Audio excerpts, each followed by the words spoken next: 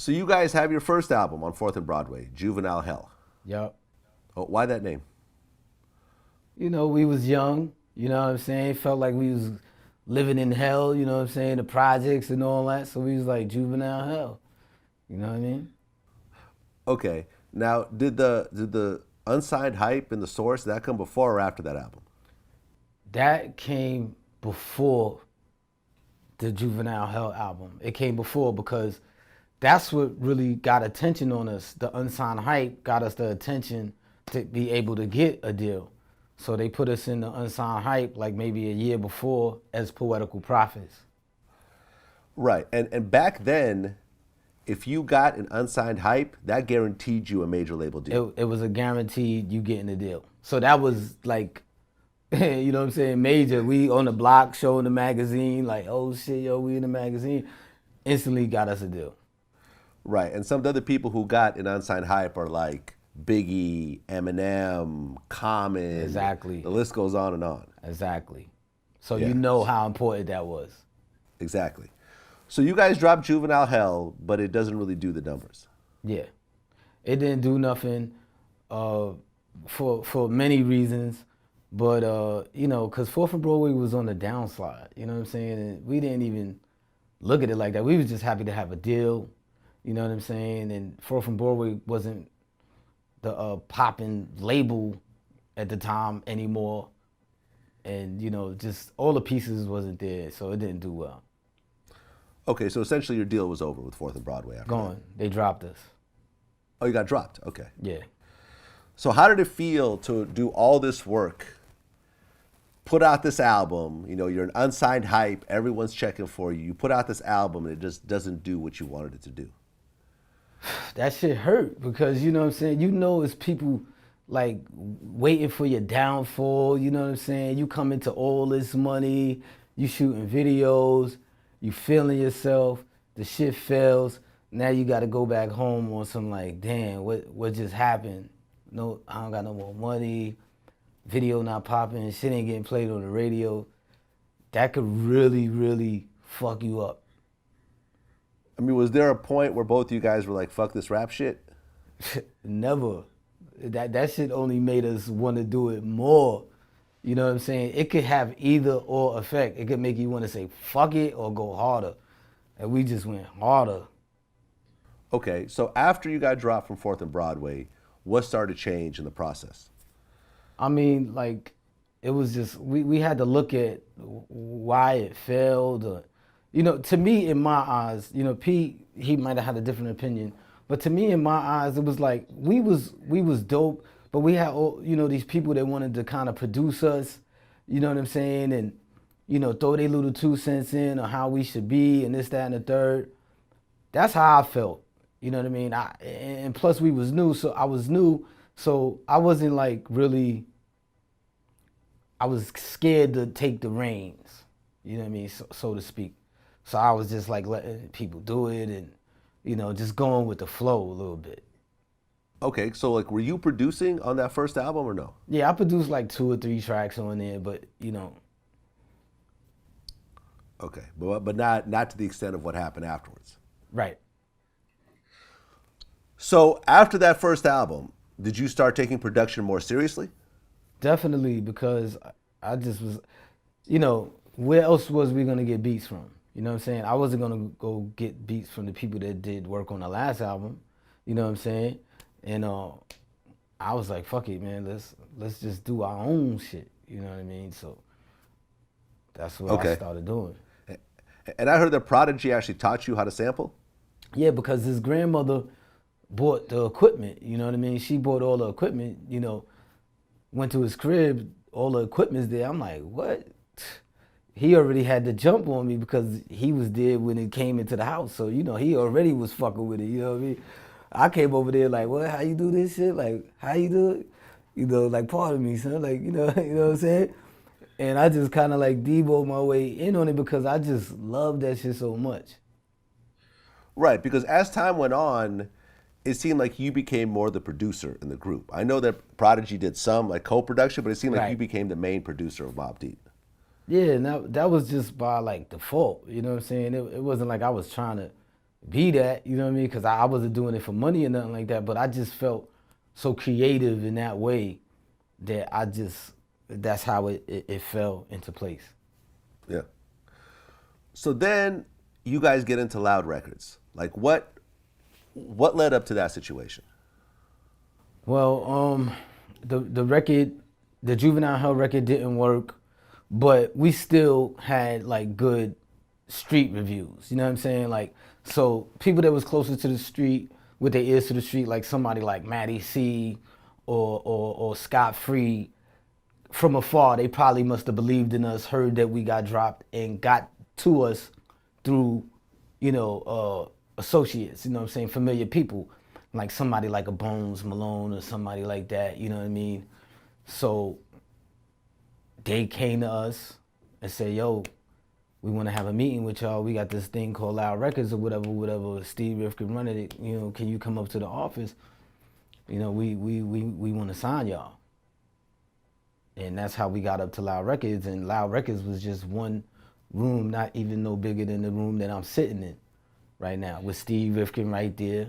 You know what I'm saying? Like, yo, Matty C told me a lot about y'all, Scott Free. I want to sign y'all. He only heard one song. We only had one song. And he was like, fuck it, I want to sign y'all. He said, I got a group already. It's the Wu-Tang Clan. Didn't know who they was at all, you know what I mean? So I was just like, whatever. Just the fact that somebody was giving us a second shot was just like, fuck it. Like, cause who would fuck with somebody that they album didn't even really do nothing from the first time? Like, that don't happen even these days. Right, and you guys got, like 60 or 70,000 for that deal? Yep, 67. Which wasn't a huge amount. It was just enough to actually put it together. Yeah, but for teenagers, you know what I'm saying? That shit was like, word, I fuck with that all day. Yeah. So you guys start putting together the Infamous. Yep. We started, go ahead. Now, Nas came in to do Eye for an Eye. Yeah. Now, you had known Nas before this. Yeah, from the neighborhood. I used to hang out with them, on his block, whatever, when we all was less would-be rappers, ambitious dudes wanting to get on, we used to hang around them. Now, when you guys were working on the Infamous, Illmatic was already out? Yeah, it was out. Okay, and this was like the biggest East Coast album in like a decade. Yeah, it was crazy. It was out, and you couldn't walk around the projects without hearing Halftime. Right. I mean, that whole album. I mean, I'm talking about before the album even came out. Halftime was out for that movie. I think it was Zebrahead or something like that. And that was just built up the anticipation. And then he did Live at the Barbecue and all those other things. So he was on his way already. Okay. So at that point, with Nas being as big as he was, what was the story of him agreeing to go and jump on this album for, a group that was still kind of up and coming? Because he wasn't doing a lot of features back then. Nah, he wasn't doing a lot of features. But what really probably compelled people to work with us that did, like, the Wu, Nas, not only was in the same circle, but we already had Shook Ones out. You understand what I'm saying? So that was like, that took off after a while and was like, oh shit, like these dudes are serious. Like, it built our credibility up. So people, it was, they worked with us. Okay, and this is Shook Ones, the original Shook Ones, or Shook Ones Part 2? Shook Ones Part 2. Aha. Okay, so Shook Ones Part 2 came out well before the album. Yeah, definitely, like maybe a year before the album. Aha. Okay, I didn't realize that the timeline. Yeah, because Shook Ones came out in 94, and then the album came out in 95. Okay. And I remember when Shook Ones came out, I was living on the West Coast, and everyone was talking about them two dudes with the Hennessy shirts. Word. Like, yo, them dudes with the Hennessy shirts is on some shit right now. Yo, you got to check that out. Word. It was crazy, man. It was just unbelievable, man, to go from nothing to instant something. Like, you know, that shit was crazy. P, you know, you gotta credit P a lot, you know what I'm saying? Because he was the one that made the shirts, you know what I'm saying? He had a vision, you know what I'm saying? He was like, yo, we gonna wear this for the video. I'm like, fuck it, okay. You know what I'm saying? We wear that, you know what I mean? I didn't give a fuck what we wore, but he knew, he was like, yo, here, you put this one on, I'll wear that. He was good at that. Right, and Steve Rifkind, when I interviewed him, he pointed out that I remember when Shook Ones Part 2 came out, they had the Hennessy shirts on. They spelled it wrong. Oh, they spelled it wrong? Yeah. On purpose or on accident? I think on purpose. So there wouldn't be any copyright or whatever? Maybe, I don't even remember, but, you know, the shit said Henny, I don't care how it was spelled. It was, you knew it was Hennessy, you know what I mean? Right, and the imagery in that song, when Prodigy said, was it bash you in the face, stab your brain with your nose bone, was like, okay, this is something a little different here. Yeah, when I think about it to this day, it always fucked me up no matter how many times I listen to the song, just hearing him say certain shit. You know, at the time when he first made it, I didn't really pay too much attention to it, like, but as the years was going by, I'm like, damn, what the fuck? This nigga's crazy. Like, you know, when you close to somebody, you really don't notice a lot of things until you step back and listen to it. And I'm like, yo, this nigga is crazy. The verse is just retarded. Yeah, I think he got you on that verse, just to be honest. I think he got me on a lot of fucking verses, you know what I'm saying? 90%, 99, he nigga went in. I never really paid attention to it, so that's why I was able to be comfortable, you know, as who I was, you know what I'm saying? It didn't bother me if he was just so crazy on the lyrics, you know what I mean? I was good, I'm fine, I'm making the beats, my rhymes is all right, but this nigga's a beast, you know what I'm saying? And that's what it was. Definitely. You made that beat. Right, so I was straight, you know what I'm saying? It was all good, you know what I mean? I did the beat. Yeah, and the beat was so different from anything you heard. Like it was melodic, but it was like real dark at the same time. Like, and that was, I guess you would just like twisted up a bunch of samples and sped them up and so forth. Yeah, I was slowing them down, speeding them up, doing all crazy kinds of things to samples that, you know, I was experimenting. Yeah, no, I mean the production on that was incredible. Thank you. So Nas comes in, and he does Eye for an Eye with Raekwon. Yeah. And that was the first time all y'all three were together.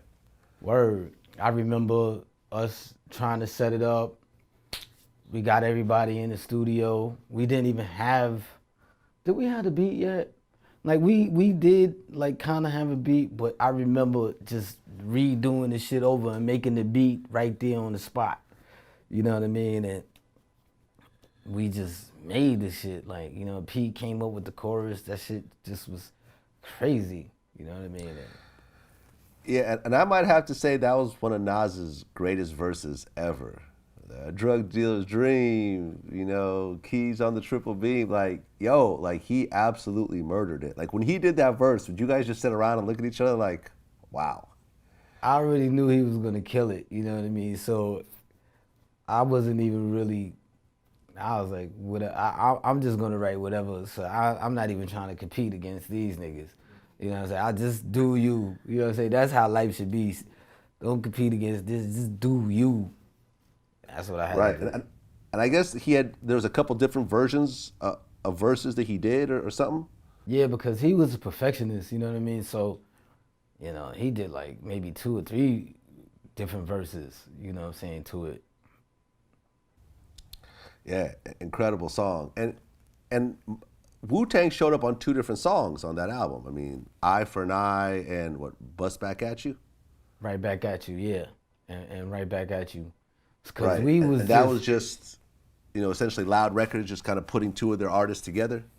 Nah, me and P was feeling them. You know what I'm saying? We was feeling the Wu, like, they was the biggest fucking group in the world. You know what I'm saying? These niggas was popping and we was label mates. So we would often do things together, you know what I mean? Events, shows. So it was inevitable that we clicked with one another, you know what I'm saying? And Ray and Ghost was like two of the ones that we like really clicked with. We used to hang with them niggas in Staten Island every now and then. You know what I mean? We just clicked. So it wasn't hard to get them on the album, you know what I mean? Because they was like, whatever, we fuck with y'all. Right, and I think Raekwon said that those sessions with you guys was kind of what sparked off the Cuban Links project. I'm not surprised, man, because it was like, you know, you heard the Cuban Links, you know, the Purple Tape. That shit was like the infamous album, fucking 10.80, like, you know what I'm saying? This